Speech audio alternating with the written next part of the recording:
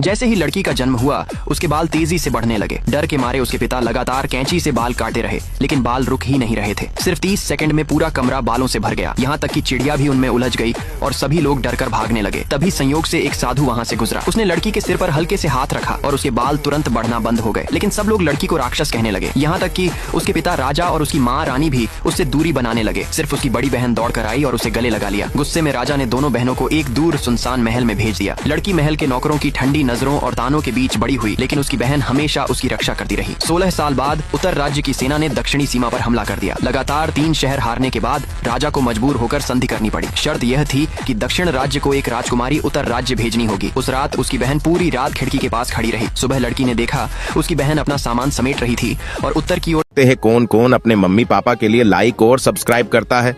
जो इतना भी नहीं कर सकता वो वीडियो से दूर रहे, साथ में ये इमोजी जाने वाले रथ में बैठ रही थी। जब रथ महल के दरवाजे से बाहर निकला, लड़की उसके पीछे दौड़ती रही जब तक वह उसकी आंखों से ओझल नहीं हो गया। 3 महीने से भी कम समय में उत्तर राज्य के दूत फिर से लौट आए। इस बार केवल एक साधारण रथ था जिसमें एक ताबूत रखा था। जब राजा दूतों से बात कर रहा था, लड़की पर्दे के पीछे छिपी हुई थी। उत्तर का दूत बनावटी मुस्कान के साथ बोला, राजकुमारी वहाँ के मौसम में ढल नहीं पाई, बीमार पड़ गई और उसकी मृत्यु हो गई। ये सुनते ही लड़की खुद को रोक न सकी। वह नौकरों को धक्का देती हुई सीधे ताबूत की ओर दौड़ी। जैसे ही ताबूत खुला, दरबार में चीख गूंज उठी। अंदर पड़ी स्त्री की हालत पहचान में आने लायक नहीं थी। उसके शरीर पर भयानक यातनाओं के निशान थे। लड़की का हाथ हवा में ही रुक गया। उसे विश्वास नहीं हो रहा था कि यह उसकी बहन हो सकती है। दक्षिण राज्य में उसकी बहन की मुस्कान सबसे सुंदर मानी जाती थी, लेकिन अब वह कौन कौन अपने मम्मी पापा के लिए लाइक और सब्सक्राइब करता है?